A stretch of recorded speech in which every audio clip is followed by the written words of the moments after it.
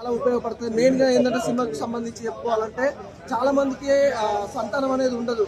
చాలా మంది ఏంటంటే అబ్బాయిలలోనే 99% మైనస్ అనేది ఉంటుంది.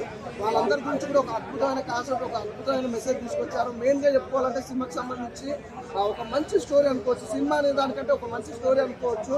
ఈ రోజుల్లో చాలా మంది అంటే రేడియేషన్ ప్రాబ్లమ్స్ అనేవి ఉంటాయి కదా, ఫోన్ వాడడం కానీ, అలాగే మెయిన్ ఏంటంటే డ్రింక్ చేయడం కానీ, స్మోక్ చేయడం కానీ, దీనివల్ల ఏంటంటే మన సంతానం అనేది చాలా మంది కలగదని అందరికీ క్లియర్గా తెలుసు.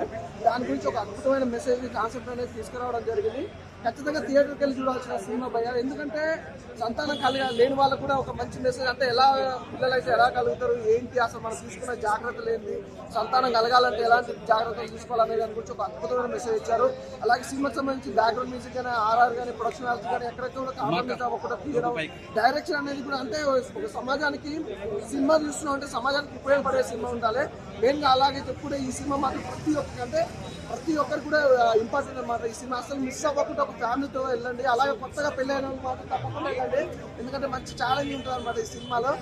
వెన్నెల కిషోర్ గారి టైమింగ్ సెన్స్ కానీ బాగుంది, అందరి క్యారెక్టర్ బాగుంది, విక్రాంత్ గారి యాక్టింగ్ హైలైట్. అంటే సినిమా అనేది చెప్పొద్దు భయ్య, మన రియల్ లైఫ్ లో జరుగుతున్న సిచ్యువేషన్ ని ఆదర్శంగా తీసుకొని తీసిన సినిమా బాగుంది.